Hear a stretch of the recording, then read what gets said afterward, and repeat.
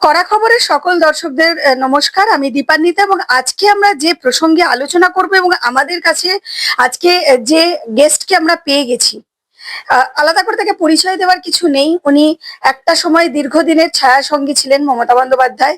তারপরে তিনি আস্তে আস্তে বুঝতে পারেন যে মমতা বন্দ্যোপাধ্যায়ের সঙ্গে থাকলে আস্তে আস্তে কি হতে পারে। তিনি তাকে ছেড়ে চলে আসেন এবং পরবর্তীকালে তিনি ভারতীয় জনতা পার্টি বিজেপি জয়েন করেন। এবং আজকে যে প্রসঙ্গে ওনার কাছে যাব বা কথা বলবো, সেটা সব থেকে বড় ব্যাপার। যখন তৃণমূল কংগ্রেস প্রতিষ্ঠা হয় বা তৃণমূল কংগ্রেস তৈরি হয় কংগ্রেস ভেঙে, সেই সময়ে প্রথমে যারা যারা ছিলেন তাদের মধ্যে এই সোনালী গুহ একজন। সোনালীদি, এই তৃণমূল কংগ্রেস যখন প্রথম তৈরি হয় সেই সময় আপনি ছিলেন সঙ্গে, একদম কংগ্রেস থেকে ভেঙে আপনি ছিলেন, মুকুল রায় ছিল এবং একাধিক ববিদা ছিল, পার্থ চট্টোপাধ্যায় ছিলেন, হ্যাঁ, অনেকেই সেই সময় ছিলেন। এই যে তৃণমূল কংগ্রেস গঠন হলো লড়াই করে, তারপরে তৃণমূল কংগ্রেসের পতন হলো এই মমতা বন্দ্যোপাধ্যায়ের হাত ধরেই, আমি বলবো, কারণ তিনি এখন সুপ্রিমো, তিনিই সব। কি বলবেন, কেমন মানে আপনার অভিজ্ঞতাটা কি লাগছে? কারণ আপনার থাকাকালীন এই দলটা তৈরি হয়েছিল, আপনার চোখে দেখা এই দলটা ভেঙে গেল। দেখো, এই দলটা ভাঙারই ছিল। ওই একটা ভাব সম্প্রসারণ এখন হয় কিনা আমি জানি না। আপন বেদনা সেজন বোঝে যেজন ভুক্তভোগী, আর রোগ যন্ত্রণা কবু না বোঝে হয়নি যে কবু রোগী। এইটা অনিবার্য ছিল। তৃণমূল কংগ্রেসটা যে এত তাড়াতাড়ি ভেঙে যাবে, এটা এক সময় তো আমরা তৃণমূল কংগ্রেসটা বুক দিয়ে করেছি। অনেক সহকর্মী রক্ত দিয়ে আত্মাহুতির মাধ্যমে তৃণমূল কংগ্রেসটা প্রতিষ্ঠা করেছে। মমতাদি বুঝতে পারলেন যখন কংগ্রেস মারে কিন্তু সিপিএম এর লাগে না, আর সিপিএম মারলে কংগ্রেসের লাগে কিন্তু। তো সিপিএম খুব সংগঠিত পার্টি, তো তখন মমতাদি সিদ্ধান্ত নিলেন নতুন দল করবে। আমি কংগ্রেস ছেড়ে দিতে হবে বলে আমি লুকিয়ে লুকিয়ে কাঁদছিলাম। লুকিয়ে লুকিয়ে না, আমি কাঁদছিলাম। মাসিমা তখন মমতাদির মা বেঁচে, বোধ হয় 22শে ডিসেম্বর, খুব আমি যদি খুব আত্মবিস্মৃত নয়, 22শে ডিসেম্বর তখন মমতাদি আমাকে ভালোবেসে মুটি বলে ডাকতেন, মোটা সোটা। মমতাদি নিজের ছোট বোন ন্যান্টিকে ডেকে বললেন, ন্যান্টি, মুটি কি করছে? তখন আমি তো মাসিমার খাটের তলায় শুয়ে শুয়ে কাঁদছি। তখন ন্যান্টি বলল যে, দিদি, তোর মুটি খাটের তলায় শুয়ে শুয়ে কাঁদছে। তখন দিদি বললেন, ডাক মুঠি। দিদি ডেকেছে। ন্যান্টি বললো, চল, দিদি ডেকেছে। দিদি ডাক মানে মহামায়ের মুখের ডাক। আমি আসলাম। দিদি বললেন, পারবি না বাবু আমার সঙ্গে আরেকবার কষ্ট করতে? আমি বললাম, কি করতে হবে? আমি খুব ভালো স্লোগান দিতে পারি। দিদি বললো, আবার স্লোগান দিতে হবে, আবার পরিশ্রম করতে হবে। পারবি না বাবু? হ্যাঁ, কেন পারবো না? তুমি থাকলে আমি সব পারি। আমি হনুমান নই, কিন্তু আমি হনুমানও হতে পারি। দিদির মুখে দেখলাম একটা উজ্জ্বল, মানে চকচকে একটা হাসি। ওই তো আমার মুটি রাজি হয়ে গেছে, আমরা নতুন দল করবো। দিদি, দলটার কি নাম দেবে? তখন দিদি বলল, নব কংগ্রেস। অনেক নাম বলতে লাগলো। দিদি বললেন, নব কংগ্রেস আছে তো, কি একটা। দিদি বললেন, তৃণমূল কংগ্রেস। দিদি তো কোনোদিন বিয়ে করেননি, এখন দিদির বিয়ে করার বয়স আর নেই।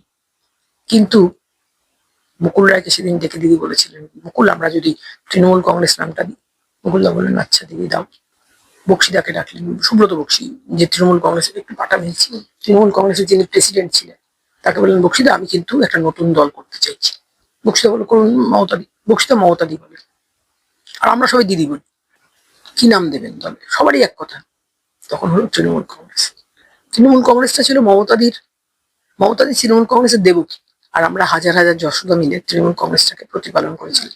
তবে তো তৃণমূল কংগ্রেসটা ক্ষমতায় এসেছিল। মুকুল আজকে নেই, মুকুল আজকে আকাশের তারা হয়ে গেছে। পঙ্কজ দাও আজকে নেই। কত শহীদ, মানে কত সহকর্মী, শহীদ বললে তাদের অশ্রদ্ধা করা হয়, কত সহকর্মী, তাদের হয়তো আমরা কেউ চিনিও না। তারা বুকের রক্ত দিয়ে তৃণমূল কংগ্রেসের প্রতিষ্ঠা করেছিল। তারাও আছে শহীদ, মানে শহীদের খাতায় নাম লিখিয়েছে। অনেক মানুষের আত্মবলিদানের মধ্যেই তো একটা দল গড়ে ওঠে।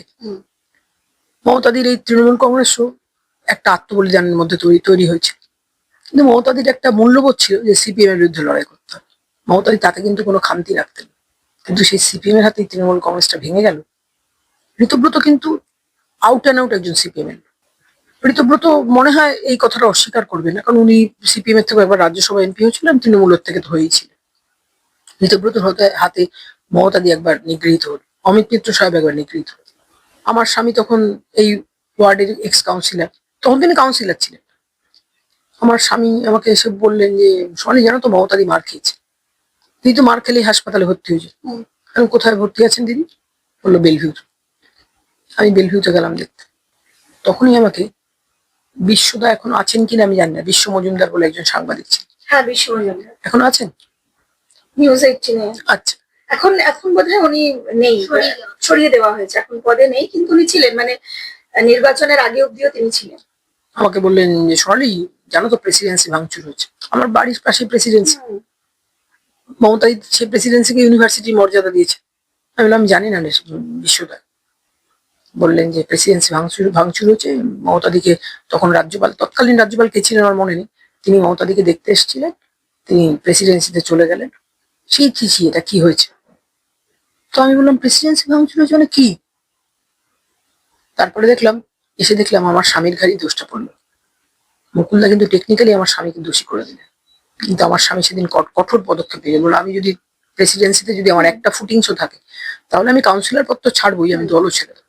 সেদিন কিন্তু অভিষেকের বাবা অমিত ব্যানার্জি তিনি কিন্তু খুব দৃঢ় পদক্ষেপ নিয়েছিলেন। দিদিকে বলেছেন দিদি তুই সোনালির বল লালুকে অ্যাকিউজ করলো আর তুই কিছু বললি না, আমার স্বামীর ভালো নাম হচ্ছে পার্থ ঘোষ আর ডাক নাম হচ্ছে লালু। তখন দিদি বললেন দোষ করলে তো শাস্তি পেতেই হবে ভাই। বললো ওর বিবৃতি গুলো দেখ, ও বলছে যে আমার একটা ফুটিংসও যদি প্রেসিডেন্সির ভেতরে দেখাতে পারেন তাহলে আমি মানে কাউন্সিলরশিপ ছেড়ে দেবো, আমি দলও ছেড়ে দেবো। ও কিন্তু এত যে অন্যায় করে তার তো একটা নিজের মনে ভয় থাকে। আমি এসে দেখলাম এখানে একটা মিটিং হচ্ছে, চন্দ্রিমাদিও এসছেন, কারো সব যারা এসছে। আমি ওকে বললাম বাবু তুমি কি প্রেসিডেন্সি ভেঙেছো? বললো না সোনালি আমি প্রেসিডেন্সি, তুমি আমার বক্তব্যগুলো সব খেয়াল করো। আমি দেখলাম ও বলছে অন ক্যামেরা যে প্রেসিডেন্সির ভেতরে যদি একটা ফুটিং সমান দেখাতে পারেন তাহলে আমি কাউন্সিলর পদ তো কি আমি দলও ছেড়ে দেবো। এটা কিন্তু তৃণমূল কংগ্রেসটা ভেঙে যাবে এটা ভেবেছিলাম, কিন্তু তৃণমূল কংগ্রেস একটা সিপিএম এর হাতে চলে যাবে এটা বুঝতে পারি। আচ্ছা সোনালি দি, এই যে প্রায় 58টা এমএলএ নিয়ে ঋতব্রত ভেঙে গেল, মানে আমার বক্তব্য যে যেহেতু ঋতব্রত বন্দ্যোপাধ্যায় তিনি সিপিএম থেকে আসা, তাহলে যারা বিধায়ক ওনাকে সমর্থন দিলেন তারা তো সবটাই সেই প্রথম দিনে লড়াই করা তৃণমূলে, তারা তো সিপিএম এর নয়, মানে সেখানে দাঁড়িয়ে মমতা বন্দ্যোপাধ্যায়ের অব্দি সঙ্গে আস্থাটা কেন রাখতে পারলেন না? মানে সেটা কি শুধুমাত্র এই পাহাড় প্রমাণ দুর্নীতি নাকি তাদের টার্গেট ভাইপো? দেখুন ভাইপো দুর্নীতি করেছে এটা তো অবশ্য মানে অনিবার্য, মানে করেছে এটা সত্যি। রাম যেমন সত্যি, শ্রীকৃষ্ণ যেমন সত্যি, আমরা তো হিন্দু, মুসলমানদের আল্লাহ যেমন সত্যি, তেমনি ভাইপো দুর্নীতি করেছে এটাও সত্যি। কিন্তু এইভাবে ঋতব্রতর হাতে তৃণমূল কংগ্রেসটা চলে আমরা কিন্তু কোনোদিনও ভাবি। কিন্তু মমতাদির জীবনে কোনো মায়া মমতা বলে কিছু নেই। যেদিন মমতাদি যাদবপুর কেন্দ্রে হেরে গেলেন, মমতাদির বাড়িতে এখনো কেষ্টবাবু আছেন কিনা জানি না, কেষ্টবাবু বলে একজন রাঁধুনি ছিল, মমতাদির বাড়ির যা কাজ হতো রান্না করতো। তখন আমি তো ছিলাম না, আমি মমতাদি যেদিন হেরে গেলেন আমি সেদিন পায়ে পায়ে দিদির বাড়িতে এসেছিলাম। দিদি এমন একটা বাজে কথা বললেন কৃষ্ণাদির উদ্দেশ্যে, তুই কি করিস? দিদি আমি বিএসসি পাস করেছি জুলজি অনার্স নিয়ে, আমি এখন মন্টেসরি ট্রেনিং করি। তখন অভিষেক ছোট, তখন বললেন ও কোথায় মন্টেসরি ট্রেনিং করিস? তখন আমি বললাম এই তো চিলড্রেন্স হাটে। বললো চিলড্রেন্স হাটে তো আমাদের অভিষেকও পড়ে। আমি অভিষেককে তখন চিনি না, মানে চেনার মতো পজিশনে উনি আসেননি। কি অভিষেক দিদি? বললো যে লতা অমিতের ছেলে।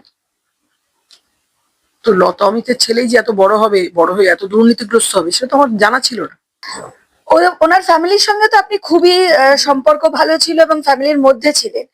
মমতা বন্দ্যোপাধ্যায় আরো তো অনেক ভাইপো আছে, এই পার্টিকুলার অভিষেকের সাথে ওনার এতটা লাগাও, পুরো দলের দায়িত্ব এই লাস্ট 5 বছর যদি আমরা দেখি 21-এর পর থেকে পুরোটাই যে অভিযোগগুলো উঠছে যে অভিষেক বন্দ্যোপাধ্যায় চালাতেন, কর্পোরেট স্টাইলে চালাতেন এবং আইপ্যাক দিয়ে চালানো হতো এবং সমস্ত সিদ্ধান্ত অভিষেকই নাকি নিতেন, এবং যারা দলে বরিষ্ঠ নেতা ছিলেন তাদেরকেও ইনস্ট্রাকশন দিতেন অভিষেক, মানে মমতা বন্দ্যোপাধ্যায় অনেকটা দূরে সরে যাচ্ছিলেন। আমার বক্তব্য যে আরো তো অনেক ভাইপো আছে মমতা বন্দ্যোপাধ্যায়ের পরিবারে, তাহলে সেই জায়গায় দাঁড়িয়ে অভিষেক কেন, মানে অভিষেকের প্রতি মমতা বন্দ্যোপাধ্যায়ের মানে এই এত টানটা কেন? অভিষেক বন্দ্যোপাধ্যায়ের মা লতা বন্দ্যোপাধ্যায় আমার খুব ভালো বন্ধু। লতা এখন ভালো আছেন বা ভালো থাকুন এটা আমি চাই, কিন্তু একটা দলের তো পতন হয়ে গেছে, সঙ্গে সঙ্গে অভিষেককে পচা ডিমও খেতে হয়েছে। আমার এই বাড়ি করিবর্গার বাড়ি, আমি জানি কিন্তু সুখে আছি। আমার অত বৈভব নেই, কিন্তু আমার সবকটা ঘরে এসি আছে। আমি সাতগাছিয়াতেও একজনের বাড়িতে থাকতাম, সেই ভদ্রলোক এখনো আছেন। নো নিউজ তো গুড নিউজ। সেই ভদ্রলোককে আমি প্রার্থনা করি তিনি ভালো থাকুন। তাকে আমরা বলতাম ছোট বাবু। আমি ছোট বাবুকে বললাম, ছোট বাবু আমার না একটু এসিতে অভ্যাস আছে। পরের দিন এসে দেখলাম ছোট বাবুর ছেলের বউ আমাকে খেতে দিচ্ছে। ছোট বাবুর ছেলের বউকে আমি ভালোবেসে আদর করে বুচু বলে ডাকতাম। কে বুচু, এত ঠান্ডা হওয়া কেন? বলে, তুমি কালকে বাবাকে বলেছো না যে তুমি এসি ছাড়া থাকতে পারো না, বাবা ওই জন্য তোমার জন্য এসি বসিয়ে দিয়েছে। আমি দেখলাম আমার শোবার ঘরে এসি আছে। আমি এখন বয়স হয়ে গেছে তো, আমি ছোটবেলা থেকে একটু আদুরে। বাবা মার তো আমি একমাত্র মেয়ে। আমি, আমার স্বামীও আমাকে কোনোদিন দারিদ্র দেখাননি, বাবা তো দেখানি।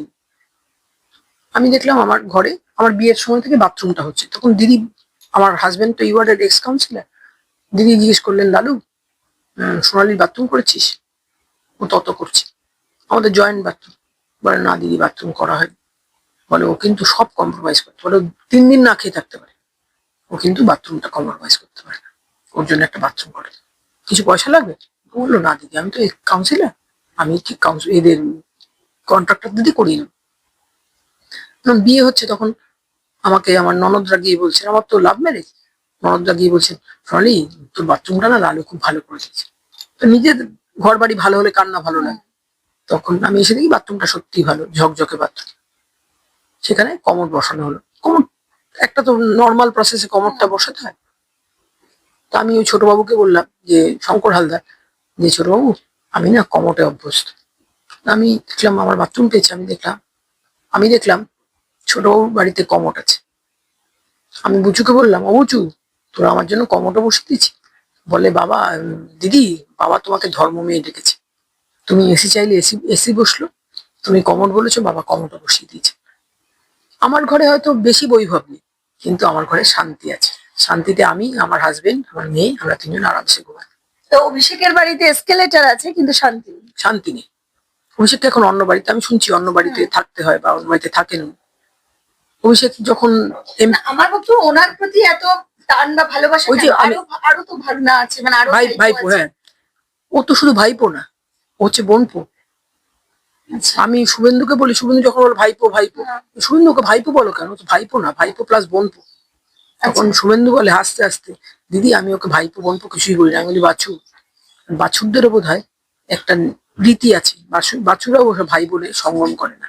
সঙ্গম না করলে সন্তান আসবে কি করে? আমি তো কোনোদিনও অভিষেককে দেখাবো না। অভিষেককে যখন টিভিতে দেখান, কোনোদিন ওকে শয়রের শুধু একটা গালাগালি আছে না, বাঙালি রাজ্যের হাসি দেয়, আমি দিই না তো। আমি বলি, ও শয়রের সুরাও নিজের ভাই বোনে হয়তো ব্রিড করে না। অবশ্যই তো ওই ভাই বোনের বাচ্চা। লতা তো মমতাদির মামাতো বোন। লতা ব্যানার্জি যিনি অভিষেকের মা, তিনি মমতাদির মামাতো বোন। আর অভিষেকের বাবা অমিত ব্যানার্জি, তিনি মমতাদির নিজের ভাই। এরকম সম্পর্ক আমাদের মধ্যে হয় বলে আমি জানি না। এটা তো মুসলমান লোকেদের কথা, চাচা আপন চাচি পর, চাচির মেয়ে বিয়ে কর। একদম। ও তো মামা আপন মামি পর, মামির মেয়ে বিয়ে কর। লতা কিন্তু খুব ভালো মানুষ, খুব। এই যে এভাবে ভেঙে গেল দলটা এবং নতুন সরকার হলো, মুখ্যমন্ত্রী শুভেন্দু অধিকারী তিনি মুখ্যমন্ত্রী হবার পর যেভাবে একের পর এক বিভিন্ন ধরনের ঘোষণা করেছেন, যেমন রাস্তায় নামাজ পড়া সেটাকে বারণ করেছেন, প্রত্যেকটা স্কুলে মাদ্রাসা সহ সব জায়গায় বন্দে মাতারাম বাধ্যতামূলক করেছেন, সরকারি বাসে মহিলাদের ফ্রি এবং অন্নপূর্ণা ভান্ডার, যেটা ইতিমধ্যেই টাকা ঢুকে গেছে। আরো অনেক কিছু আছেন, আমি সবটা তো বলছি না। এই যে যেগুলো ঘোষণা করেছে, কিভাবে দেখছেন আপনি? ভালো, খুব ভালো। তোমার দাদা কালকে আমাদের বাড়িতে তো বাবা লোকনাথের পুজো হয়েছে, তোমার দাদা আজকে টায়ার্ড ছিলেন বলে একটু ঘুমিয়ে পড়েছেন। তোমার দাদা এখন তো আমাকে কোনো প্রেস বাইটই দিয়ে দেয় না, বলে সোনালি তোমাকে তো দেখাবেই না। কেন গো, আমাকে কেন দেখাবে না? আমি তখন অভিমান করি। বলে না, শুভেন্দু এখন এত ছয় মারছে যে তুমি তখন এ থেকে পিকচার থেকে আউট হয়ে যাবে। শুভেন্দু অধিকারী, আমি তো, হ্যাঁ, শুভেন্দু অধিকারী আমি লাজবাব। শুভেন্দু অধিকারী আমি গতকালও আমন্ত্রণ জানাতে নেই তো শুভেন্দু অধিকারী ফোনে বলেছিল। শুভেন্দু অধিকারী ফরচুনেটলি হোক আনফরচুনেটলি তিনি আসতে পারেন। আমি প্রার্থনা করি শুভেন্দু অধিকারী দীর্ঘজীবী হোক। মানে যে সোনার বাংলার কথা বলছেন বিজেপি সরকার, কি মনে হয়, মানে আপনারা তো দীর্ঘদিনের অভিজ্ঞতা আছে রাজনীতির, তাহলে কি এবার হবে? নিশ্চয়ই হবে। শুভেন্দু অধিকারী নেতৃত্বে এবার কলকারখানার চিমনি দিয়ে ধোয়া বেরোবে। লক্ষ লক্ষ মানুষ যারা বেকার, যারা চাকরির মানে দরজায় ঘুরতে ঘুরতে যাদের জুতোর সোলগুলো হাফ হয়ে গেছে তারা এবার চাকরি পাবেন। আমি তো দীর্ঘদিনে আমার দিল্লিতে থাকার অভিজ্ঞতা, মমতাদির সঙ্গে অবশ্য। আমরা যখন রাজধানীতে যেতাম দিল্লিতে, রাজধানী এক্সপ্রেস একটা স্টেশনের উপর দিয়ে পার হতো, তার নাম ছিল তিলক ব্রিজ। তিলক ব্রিজটা একটা ব্রিজ আর কি। তার তলা দিয়ে দেখতাম হাজার হাজার মানুষ বাইকে বা মানে মোটর সাইকেলে সব যাচ্ছেন। কোথায় যাচ্ছেন তারা? তারা তো কাজ করতেই যাচ্ছেন। সেরকমই একটা কাজের পরিবেশ তৈরি হবে বাংলায়। আর মমতাদির সঙ্গে দেখা হলে, আমি তো 32 বছর তার সঙ্গে ঘর করেছি, আমি তাকে শ্রদ্ধা ভরে একটা প্রণাম করবো, করে বলবো, দিদি তুমি আমাদের মিথ্যা কথা বলেছিলে, তুমি একটা ব্যর্থ মুখ্যমন্ত্রী। তুমি বলেছিলেন, দিদি অনেকভাবে আমাকে ছোট করার চেষ্টা করেছে, কিন্তু আপনারে বড় বলে বড় সেই নয়, লোকে যারে বড় বলে বড় সেই হয়। শুভেন্দু অধিকারী সেটা প্রমাণ করে দিচ্ছে। সোনালিদি, কোথাও কি অভিষেকের এন্ট্রি 2015-16 অভিষেকের 14-15, তো অভিষেকের এন্ট্রি আর পুরনোরা প্রাপ্ত হতে শুরু করলো, তাই মনে হয় কি? দেখো, পুরনোদের মধ্যে তুমি যেমন বলছো, আমি তো সেরকমই পুরনোদের একজন। অভিষেকের এন্ট্রির জন্য পুরনোরা বাধ্য হয়ে গেছেন কিনা আমি জানি না, কিন্তু অভিষেক যখন আমি তৃণমূল করতাম, তৃণমূল কংগ্রেসের একটা ঘোষিত প্রোগ্রাম ছিল দিদিকে বল, তাতে রাত্রে থাকতে হতো। অভিষেক ব্যানার্জি আমাকে বলছেন যে, সোনালী পিসি তোমার শরীর খারাপ আমি জানি, তুমি রাত্রে থাকছো না। অভিষেক ব্যানার্জি তখন ডায়মন্ড হারবার এমপি। তো আমি বললাম, বাবা আমার তো, অভিষেককে আমি কোনোদিন বাবা বাচ্চা বা বাবু এসব ছাড়া ডাকি, বাবা আমার তো মেয়েটা ছোট, আমি রাত্রে থাকতে পারবো। তখন বললেন, তাহলে তুমি রেস্ট নাও। আমি তো ওয়াই ক্যাটাগরির নিরাপত্তা পাই, এখন দিদি সব তুলে নিয়েছে। আমার দুজন সিকিউরিটি ছিল, একজন মুক্তার, একজন সুজিত। মুক্তার তখন গাড়িতে বসা, মুক্তারের কাছে এসে খুব কাঁদতাম। মুক্তার সরি, আমাকে বোধহয় রেস্টে যেতে বললো। মুক্তা বললো, দিদি আপনি বাজে কথা শুনেছেন, আপনি তো 24x7 সব দিনই আপনি কনস্টিটিউয়েন্সিতে আসেন। আমার চোখটা খারাপ, কানটা খারাপ, আমাকে তো রেস্টেই পাঠিয়ে দিল। কিন্তু রেস্টে পাঠিয়েছেন, কিন্তু মমতাদি স্বয়ং, মমতাদি ভালোবেসে আমাকে বুটি বলে ডাকতেন। মমতাদি এখান দিয়ে তো বাঙালি রশ্মিতা নিয়ে অনেকবার মিছিল করেছেন ভাই, তার তো একবার মনে হয় যে মুঠিটাকে আমি, এখানে বিয়ে হয়েছে মুঠিটার, এখানে আমি একটু খবর নিই মুঠিটা কেমন আছে। মমতাদির জীবনে বলছি না, মায়া মমতা বলে কিচ্ছু নেই। এই যে সবাই এখন যারা যারা মুখ খুলছেন, তৃণমূলের বিধায়ক থেকে শুরু করে নেতা, যারা স্পোক পার্সন, যারা মুখ খুলছে, তারা সবাই বলছে অভিষেকের জন্য আজকে এই ভরাডুবি বা দলের যে ভাঙন বা দলের যা পরিস্থিতি, তার জন্য দায়ী অভিষেক বন্দ্যোপাধ্যায়। মানে আপনিও কি তাই মনে করেন? শুধু অভিষেক দায়ী, মমতা বন্দ্যোপাধ্যায় নয়? অবশ্যই মমতা ব্যানার্জি।